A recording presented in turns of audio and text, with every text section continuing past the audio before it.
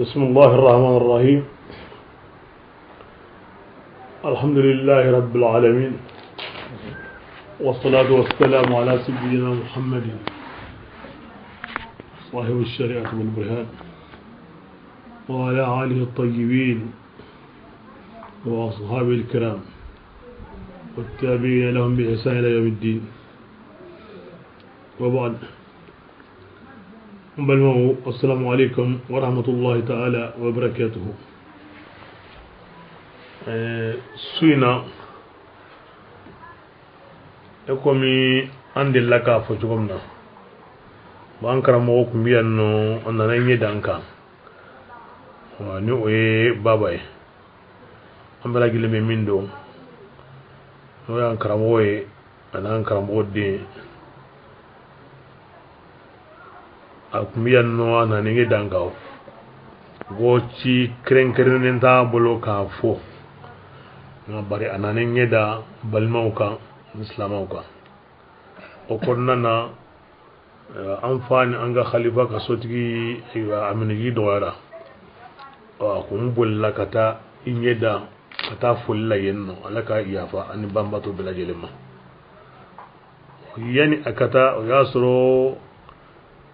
akungo ningi ngali sorla mo mo ko dina kodo amo akunin na kunte ci krengne ningi na o wakati nin konnana ngali chama de sur la kana ngali minu bangolo sisanno akachani kemeye ala ya kyanana kunu o ni alama basige sini an kombe nyamina nya fanka o suina ni alaka jenye nan sadaka flas saba min jabi ala o kona mafika awa olufinke o kona awa lamini ba a chena mso on bela jelinka ni sondia ni ala sonnama on ba fe awa kamo ba mbolo koroyanno ngali kemei وردت من مستمعي إذاعة نور الدين ماجرة إلى الشيخ الأستاذ السيد بابا ولدي أبورا رجل من باوفيني وين نور الدين ينامبو ولكم ماجرة كان أنكرمو دي وانو بابا وانينغالي نانا تنكو ولا أكمنا كما بابلو أبي فلسي جماما.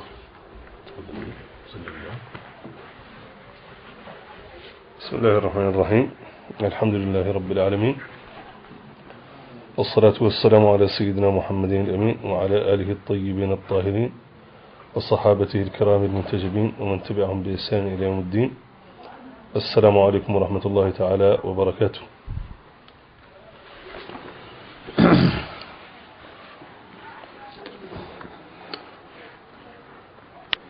باردمني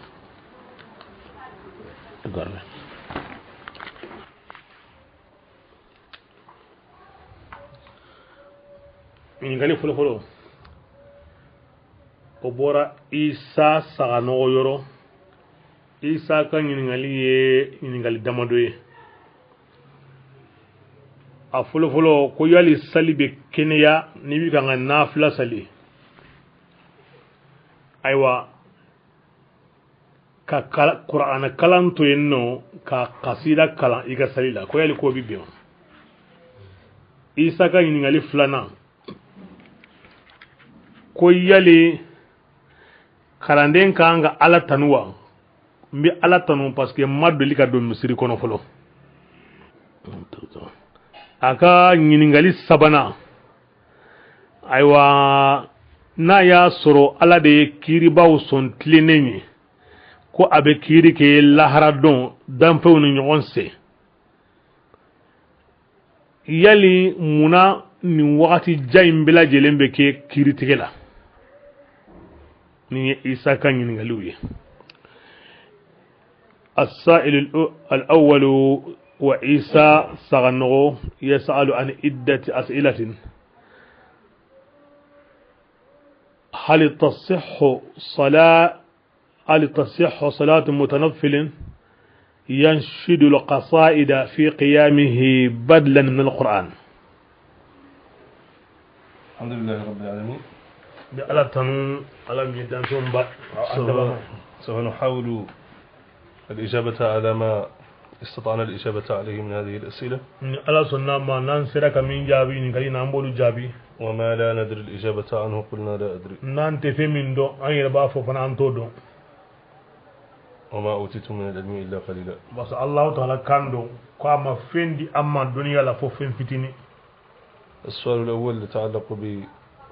بالصلاة. وينقال فلان من بيت نابد لون سليتا. الصلاة هي الصلاة سواء كانت مفروضة أو نافلة. سلي تقول سلي نافلة سلي دو فريدة سلي دو. معناه ما تصح به الفريضة هو نفسه ما تصح به النافلة. كو كرو دي فريدة بكنيا نفهمي وفين كلين دي بالنافلة فنان كنيا. والصلاة لا تصح إلا بقراءة القرآن. سلي جمو جم أتكنيا فيك قرآن دي كلام كنو. نعم. وين نقالي فلو يسقى نقالي أفلانا. هل من الأدب أن يحمد الله المريد على عدم دخوله في المسجد؟ هذا سؤال غريب.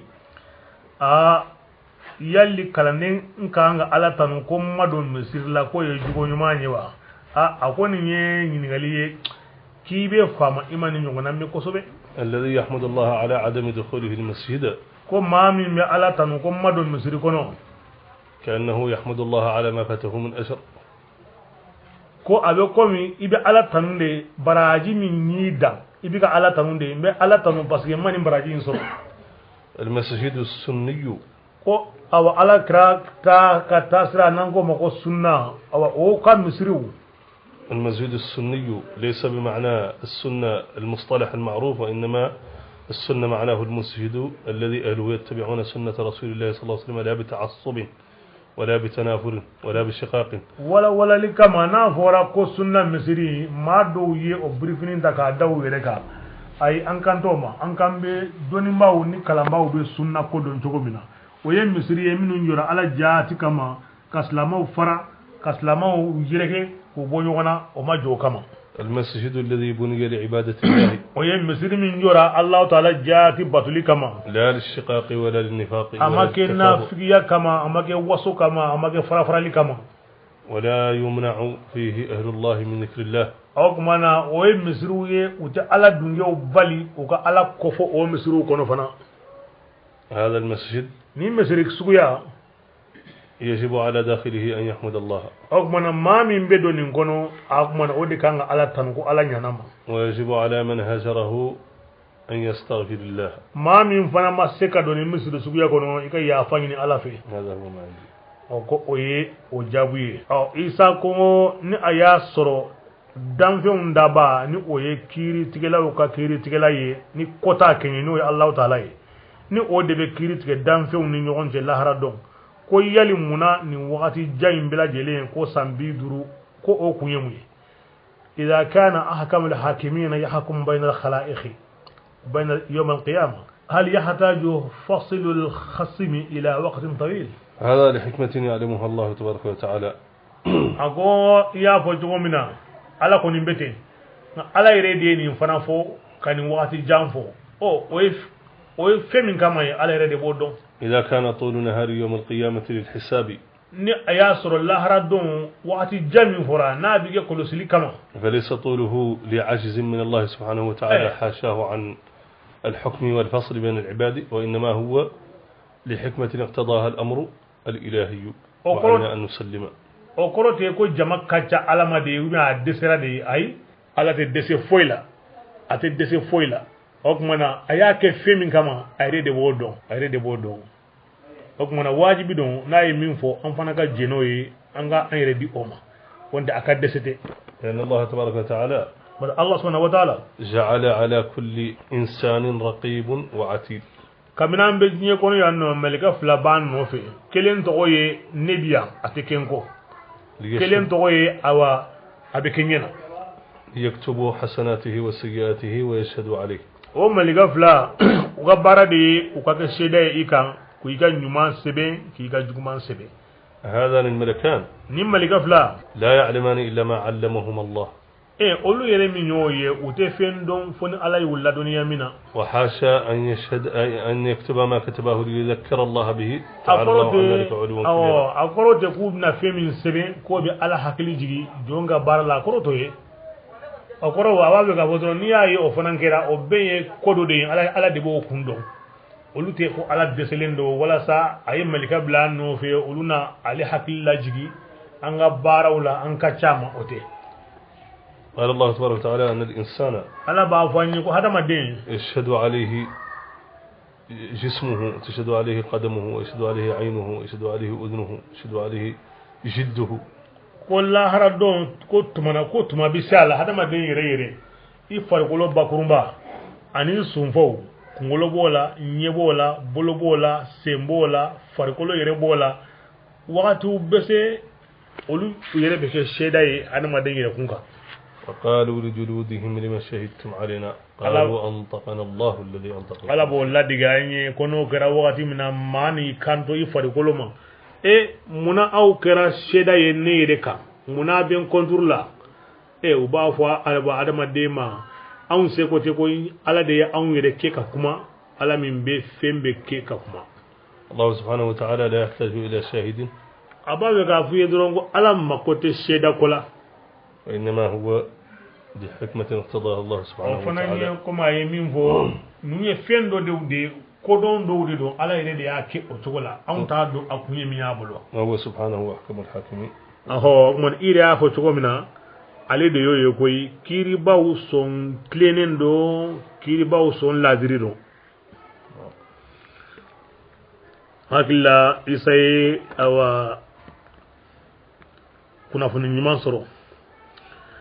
wa nyiningali min be daw kan o ye demba magasa kan nyiningali demba alibe bo balabugu nababugu هل يجوز التمادي على الذكر في المسجد حالة الأذان demba magasa ko yali ni awbe misri kono sali wele wakati sera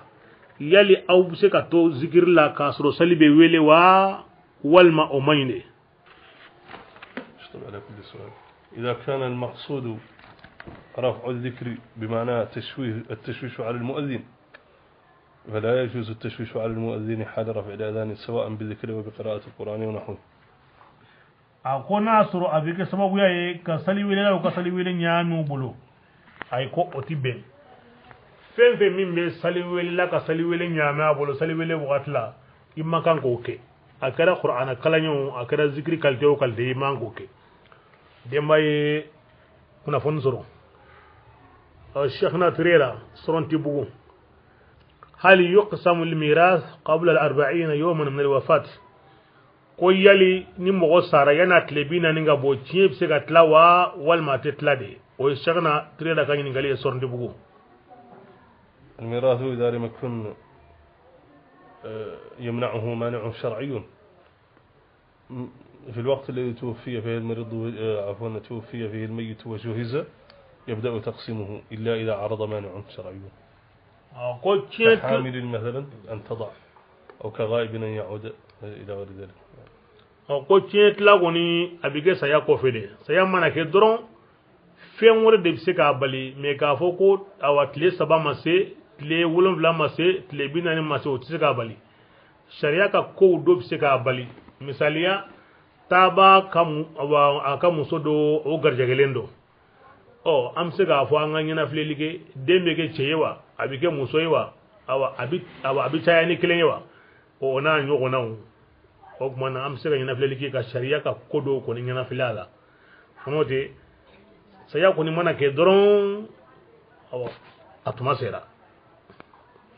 ne shagana ka jabuye ni ngali worona o ye sidi mahamme sempera ka ni ngali e banamba koni mami hakli bora ika wurdi silislako yali o basiyewa ika wurdi karamo o nyamine karasafe ani karasafe ko mami hakli mana boko ko yali ko basiyewa yas'alu sidi muhammad sembera fi banamba man nasiya silsilata wuridihi هل فيه بأس؟ السلسلة لا يجب حفظها، وإنما يجب أن يكون المقدم الذي أخذ عنه معلوم السلسلة، سواء حفظتها أم لم تحفظها. إذا حفظتها فذلك حسن، ولكن المقصود أن يكون المقدم ذاته معلوم السلسلة، أي ذا سند صحيح. هذا هو المقصود. أقوم معك كسلسلة يردون ote wurdi re doye ote wajibi ka durusi kungulla ote wajibi ka toy kono min wajibi wurdi be ta domina ibata muqaddami min fe ika don yali ni muqaddami ujena ya ka wurdi diwa wurdi dibe diga yewa aya soro jonni bolo odi dana yere kama muqaddam ba fiye ne ata karasa bolo o ya ta karasa bolo foka se ikramo goma afokun rewde ngani mamin sera ka don akay me ni ma don fana o sende wurdi la yaani o tebasiye quoi sen mamme sembra ka jabuyeni ni ngali wolon vlana oye ali sise tuba ko yali abi wajibi yak aywa kalanden kan sharti wolon vlambe ika ore dafa folo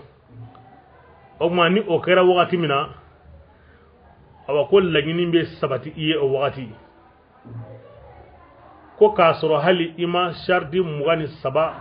bila jelen mfaranya onka akanyi ngali nasoro anya famu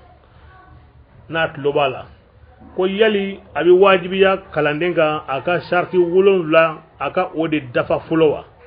ni o dafara kaban ogmana ko lagini be sabati aye hal na ya soro amma mugani sabab bila jelin faranyoka ali yusjituba hal yalzamu li murid li wafa'u bi sab'atin min ash-shurut awwalan bi sab'atin min ash-shurut aw la tatimmu lahu al-iradatu illa bi majmu'i الثلاث والعشرين شرطا. هذه الشروط إذا كان المقصود عنده السبعة شروط الأولى وشرط واحد هو شرط الدخول، تليه 6 شروط هم شروط الثبوت. إذن بفقدان شرط من هذه الشروط يخرج المريد من الطريق والعياذ بالله. أما الشروط الباقية 7 منها تلزمه عندما يأخذ الورد تلقائيا، و7 منها لا يصح الورد إلا بها، معناه أنها كلها منوطة به. أولا 6 شروط مع شرط الدخول أي 7، هذه هي التي يصح بها الانتظام في الطريق، ومن فقد واحدة منها فقد خرج من الطريق. أما الشروط الأخرى اللي هي 7 للزوم و7 للصحة، 7 لزوم تلزمه تلقائيا، و7 للصحة كذلك لا يصح الورد إلا بها، معناه أن الشروط الأولى هي الثبوت في الطريق والباقي الشروط يلزم منها التجديد. غيني ناصر كو أنيا فهم يا ناصر يقال لني يولون فلامي فو كم يولون فلام فلو غاوي دي بتلا فلاي كلم بي إنه وطوي كود دوني شرطي نو براي إنه وروبي تقولا أو يثبت لي شرطي أو ناصر يقال لني أو يكو شرطي ولون فلا أو doni sarti o sarti kelen ni yirema o soro ni o ye ka karamo nyuma soro kase ala karama isega doni refolo o soro len kofe woro mbe fi abi fo mako sabati li sarti awo ninun koni folo ino masoro isega doni re o ni don kan foriye ni o ye woro folo yin imana jeni o ye doron o wakati wolon vla min bina ni o ye lazimini sharti o bisinga wajibi ya ika aha ogmana wolon vla min fana be daw ka wurdi te keneya ka soro ima wolon vla nke o ye surutu as-sihhay mana o ko fede dafali sharti bina o na soro igal langini o joye ube tugu nyon ko de et se ka ke kalande nye fo ika sharti folo intime no doni sharti ni o tigi sorla amina woro min fiye imana jeno ye ogmana ikera kalande ni mana jeno ye fanandoro I jene ni oye ogmana wolon vla min bina shurutul luzum fana besinga wajibi ika ni o wajibi ra ika wurri de bi kala ni wurri be kala kenya sharti wolon vla imbe da oka wana wurri tse ka kenya bada fi ka afle o sharti wolon vla in kono o kuma na dafali sharti fila bina o kɔrɔ a bɛɛ juru sirilen de don ɲɔgɔn na k'a fɔ ni ye nin kɛ o kuma na n bɛ se ka nin to yen o t'a la dɔ kɔni ka gɛlɛn dɔ ye misaliya wɔɔrɔ fɔlɔ in ni kelen mana tiɲɛ i bolo o la wurudi tiɲɛna ɔ a tɔ ninnu ni o tiɲɛ n'i bolo wolonfila filanan ye ni dɔ tiɲɛ i bolo o la i bɛ se ka segin k'i ka wurudi kurakuraya o kuma na wolonfila min bɛna n'o ye kɛnɛya ta ye i ye wurudi kalan n'i y'a sɔrɔ don ma ɲa o kuma na i bɛ segin o wurudi in de kan n'a sɔrɔ i ka ɲininkali faamuyana a kow bɛ tan de u ti ɲɛ ɲɔgɔn kɔ u bɛ tugu tugu ɲɔgɔn na de degerew tɛ kelen ye nka a ti ɲɛ ɲɔgɔn kɔ dɔ tɛ se ka ta ka dɔ to n'a m'i ka ɲininkali faamuya i bɛ se ka segin tuguni ka a labɛn ale Sise Tuba ɲininkali seginna هل يحتاج باني الزاوية إلى إذن خاص ويلي زاوية جوبا مكوبي جين كرين كرين نوا والما بيبسك زاوية جو كومي النما أجيني كرام غفي من آداب هذا من الآداب من الآداب أن يستأذن لكي يجد مددا لذلك وقبولا ako ni medlon ni jogo yayi medlon ni jogo nyuma yayi ako ni jogo nyuma nya yoro ni benni yende ako jogo nyuma nya kalande ni karamo ya ikana zawiya jo ni ma jen kren kren ni nyini o ya jogo nyuma yayi o de kafsa no kera o kuma na anamine ko karamo bi bo kalama o de nyongo yayi no kera fana o kuma na ina demen soro ka bɔ karamɔgɔ fan fɛ wari dɛmɛ tɛ dɛ sanu dɛmɛ tɛ o kɔrɔ ye n'i m'o kɛ i ka zawiya kɔni bɛ yen i bɛ zawiya dɔn fana nka ani don ninnu tɛ kelen ye ɲininkali kɔnɔntɔnna hal yajuzu lilmuzakki an yakhruja dukhuna أن يخرج الدخن الذكري من الدخن الأنثى هذا أحيله إليك نعم كما قال السائل أي قال لك كوكو يلي جاكابولا كيف سكا أيوا سنا والما سانيو تشيما كيف سكا أوبو كابو سانيو ويا سنا مسوما تولاوا فمين قال لك يا فتاندي كوا karamɔgɔ ko ne ka hujjabi parce que ɲininkali cogoya sunan cɛman n'a musoma saɲɔ cɛman n'a musoma olu de ɲɔ ko dɔn o cogo la bon ne fana n'a sɔrɔ n y'a faamu sunan ɲɔ cɛman ni ɲɔ musoma bon an kɔni b'a dɔn cogo min na u b'a fɔ tinsamafɛnw saɲɔ ni sunan u b'a fɔ o ma ko ɲɔ cɛman keningɛw ni gajabaw ni ayiwa fɛn u b'a fɔ o ma ko ɲɔ musoma ɔ n'a sɔrɔ o y'a ka bamanankan ye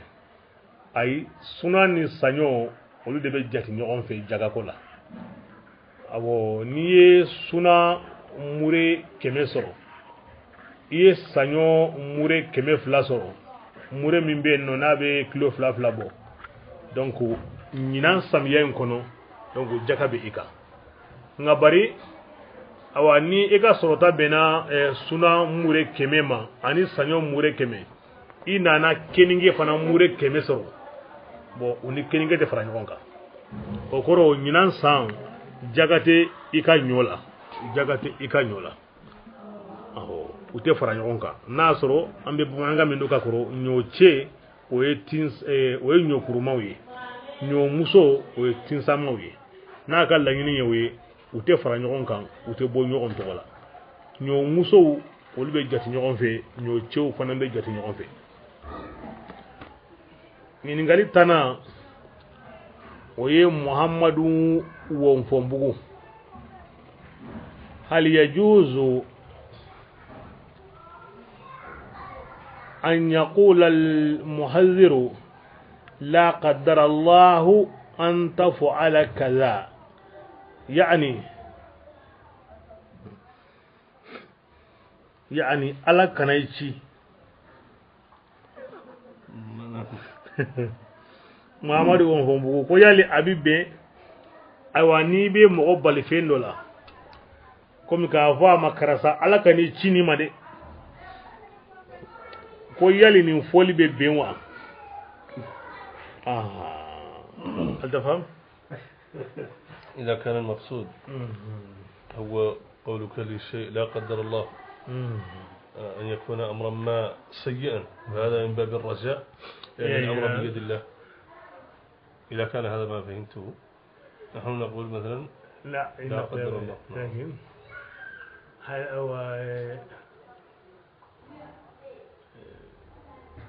أخص من هذا. ambe Muhammadu won fombo ga ni galde la yali ni be ma balika fenke jugu yali ibse ka fwaye ko ala kani ci karasai kaninge ala kani ci karasai kaninfo awa yori ni galge awo ko bo kuma illa yini unde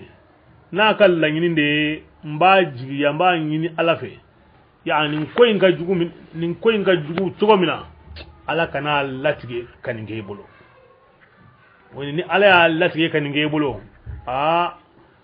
ye kungo soro de no ya kal la yini ay duwa wude kiye basite o folila ko kuma illa yini de na kal la yini ko nde ni nin ko inga jugu tugo mina ala kana latige ni gaki bolo wani ala min latige obike abi kuma na fo ay duwa wude ke ala kana ni fenjugu latige akanin fo walma akana ala kana latige akaninke na kala ngini yewe o te basi waye do wura de ke ayfana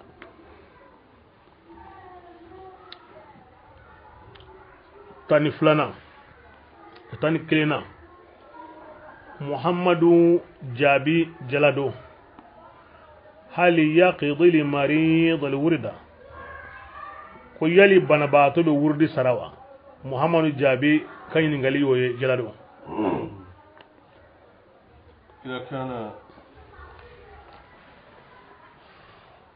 إذا كان المريض ترك الورد بسبب شدة المرض فلا قضاء عليه، وإذا كان مرضا خفيفا يستطيع معه أن يأتي بالورد ولم يأتيه يقضيه مع التجديد. ngo aywa e mo min be no ni bana yere geleya kama ambe saga tuguni ima seka wurdi kala ko sarate ola nga mankene doron bebi bana don be bela dongodo ni ko te wurdi keni oye awa iba sara wa ibiga wurdi fanan kura ya Muhammad Jabi o yaka jawi tani fulana al yajuzu al qawla بإن قدر الله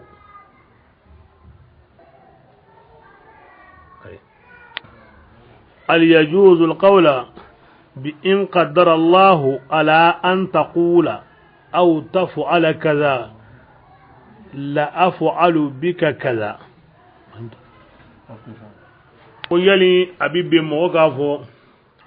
ni alaye allatige ni yenin fo mbeni kila walma ni ala ya Allah tige karasa ni yenin ke dongo do fana benin kila ko yel ko foli be benwa walma tibe وماذا؟ هل يجوز القول بإن قدر الله على أن تقول كذا لا أفعل بك كذا أو أن تفعل كذا لا أفعل بك كذا؟ لا يجوز أن يقسم أحد أو يعزم على شر لمسلم حتى وإن حلف أن يفعل شرا فليكفر عن يمينه وأن يفعل خيرا، هذا هو ما يجوز. هو نيوك موندوي فين فلا دباكونو كلني والما تيجنغا ما تبي ما كتيجي نجوما ني بالما سلامك أو تبي أفلانا kalili refana mama nga kali ka juguma fo ni kalna ka juguma fo islamaya ko ka kafara boy ka juguma into yi wodi kay o yo jawi Muhammad Jabi kay ni ngali do tan sabana karamo fofana ko yali abi be misiri sigi ɲɔgɔn ye ka tɛmɛ misiri kan k'e bɛ taa sali zawiya la wa walima zawiya sigi ɲɔgɔn ka tɛmɛ zawiya kan k'e bɛ taa misiri kɔnɔ wa karamɔgɔ fɔ fana hal yajuzu مجاوزة المسجد للصلاة في الزاوية أو مجاوزة الزاوية للصلاة في المسجد. أولا الزاوية والمسجد ليس ضدان وإنما هما الاثنان لنفس الغرض وهو العبادة. قابق ما فلو من فلو كان قادون زاوية مسيري تنجون سنايالا لانيني زاوية كو مسيري كولا ودي على كلين بطلية ليس ضدين. وتنوى سنايالا المسجد أقيم للصلاة والزاوية أقيمت للصلاة. مسيري جورا على بطو كما صلي زاوية جورا على بطو كما صلي وتنوى سنايالا. أن يتجاوز هذا إلى ذاك فذاك غرضه هو، أما الحق فكلهم للعبادة. ngateme misiri la kata zawiya la ngateme zawiya la kata misiri la o teme ma ka laɲini ye an bɛ se ka ɲininka a ka laɲini na ko n'o tɛ u bɛɛ jɔra ala bato de kama o ye karamɔgɔ ka jaabi ye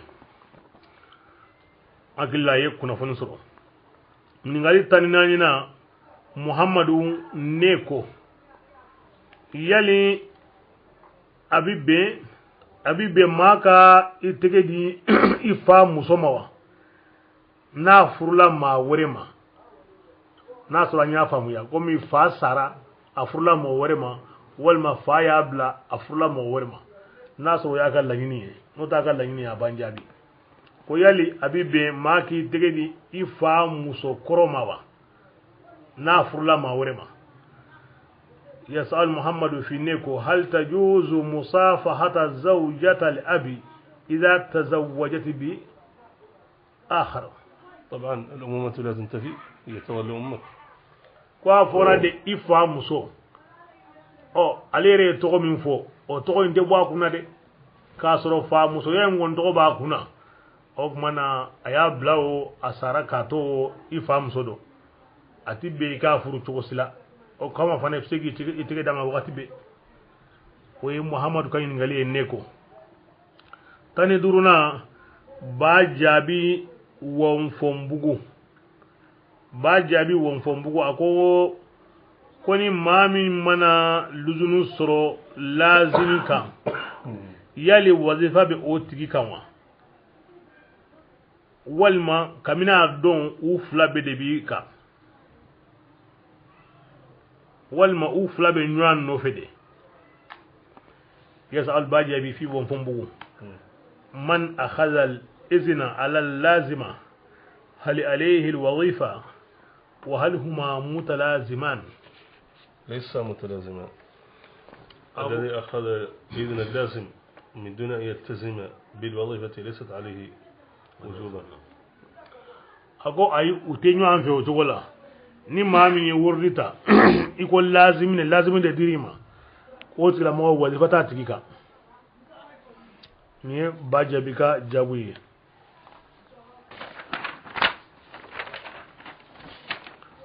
tani worona ko yali kalani minga kalani ya yere sabatlendo abibe akasali misir lawa وهل يجوز للمريد الصادق الصلاة في المسجد؟ عجيب هذا السؤال. كوني نيغالي فنان ابي ما كبا كو يكوسوبي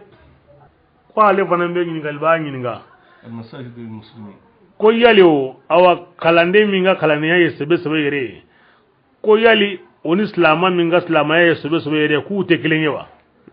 اونو يكليني مصري اسلاما مصري دي هناك مسجد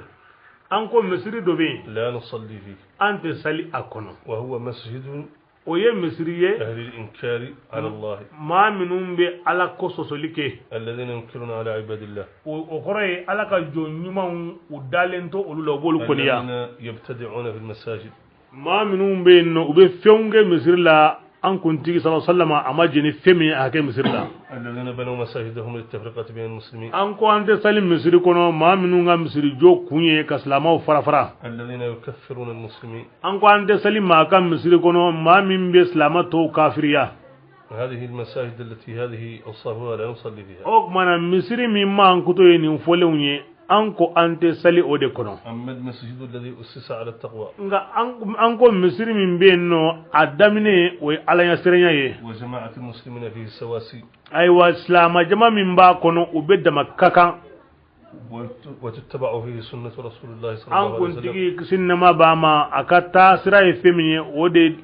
batulendo misiri kono وتحفظ حرمته misiri la horoma tangaledo هذا مسجد نصلي فيه an be sali o misiri de kono أما المسجد الذي تنتهك فيه الحرمات nga alaka awa haramu ko brifinin be faraka bo ala misiri minun kono ويعبث فيه بشعائر الدين ka dina ga aywa tamansiyan ni aka sangorota ko ke tulonge fenye misiri min kono فهذا لا نقربه an ko anti hali surunya o de la هكذا akobe tande mo kan inde famuya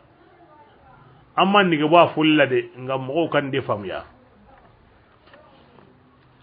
al hasana jara banamba hal yajuzu lil muridi an yusalli al jumu'a al hasana jara banamba yali kalandem bisika juma saliwa kalandem ga juma sali digandi alendo wa الجمعة juma ليست مسألة المريدين o te kalandinya ka baro kengreni ولا دخل لها في الطريق juma ko sen don kun yere te kalandinya yere la الجمعة مسألة فيها خلاف فقهي ko juma ko o ye fiqhi domba ka fongo nyonya baro de بعض الفقهاء أفتى fiqhi domba do ye u ka kalandi kuna foni بسقوط وجوبها في آخر الزمان ko ambe klemina bi juma wajibi ya binendo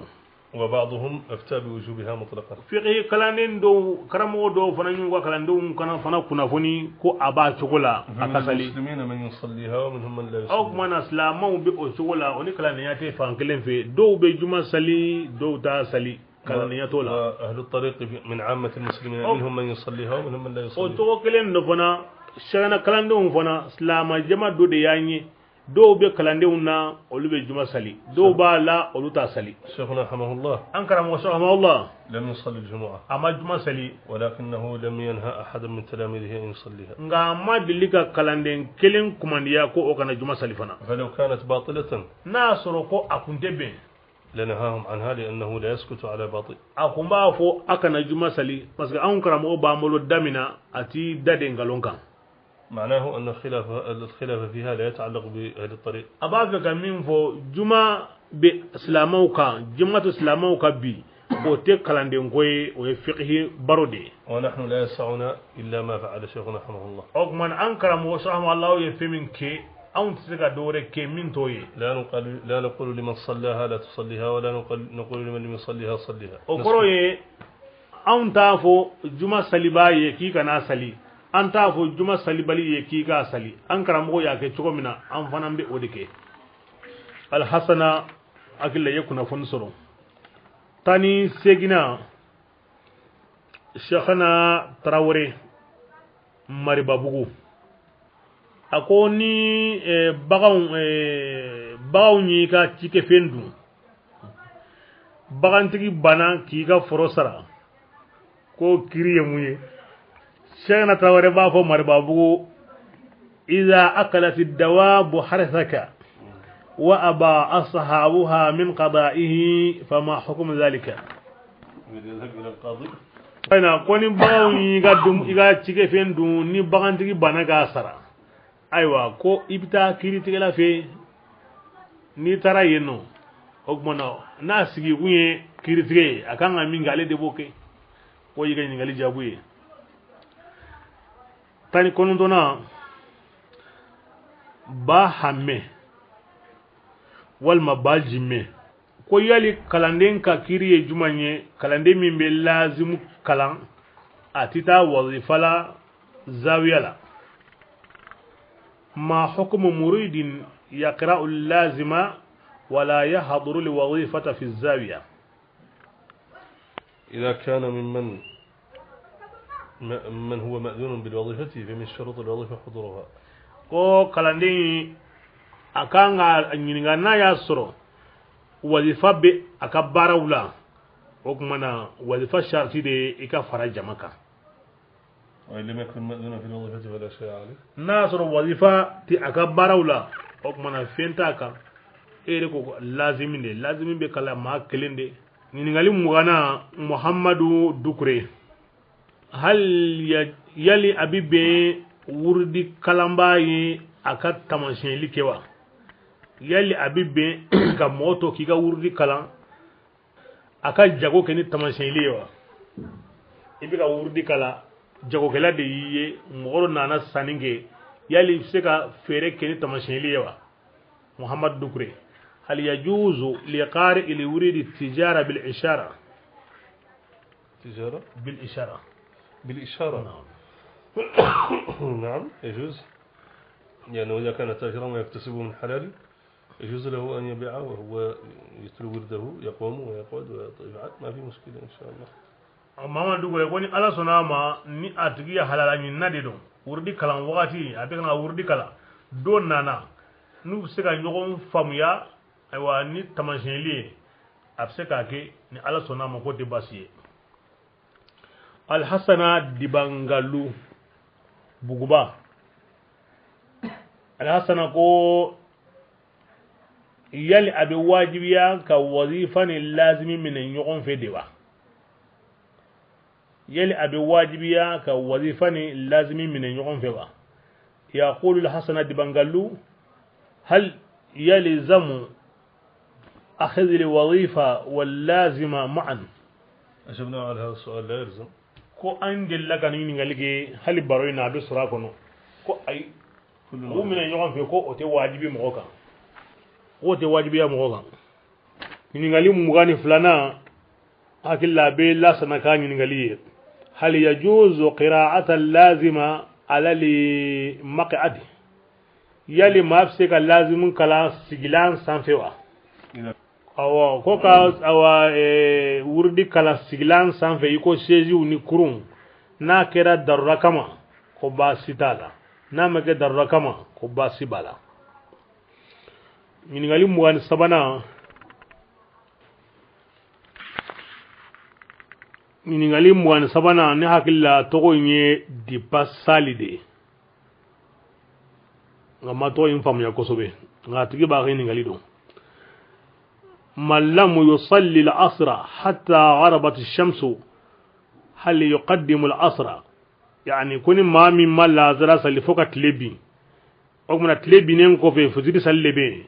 يلا به فجر صلي فلوا ولا به لازر صلي كفجر صلي نعم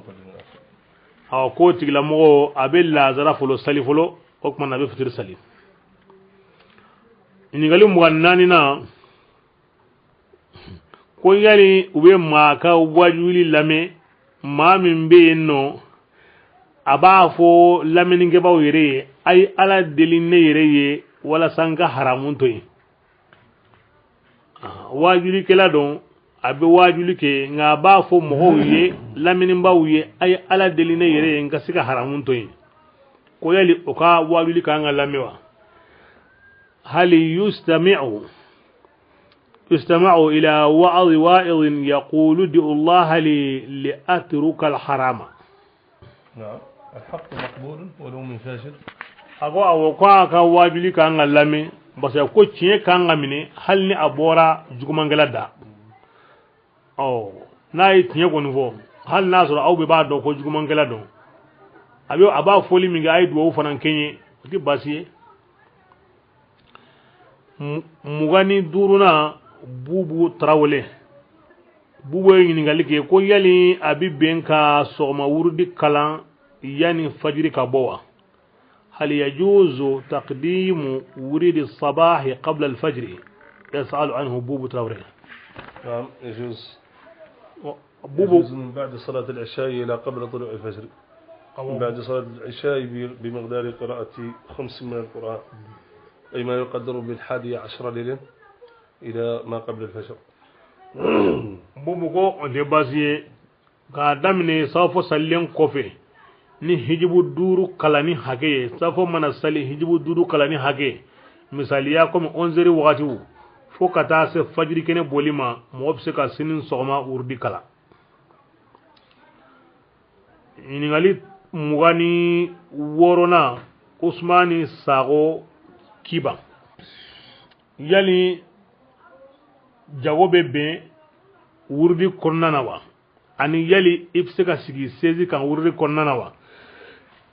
هل يجوز التجارة أثناء الورد والجلوس على الكرسي؟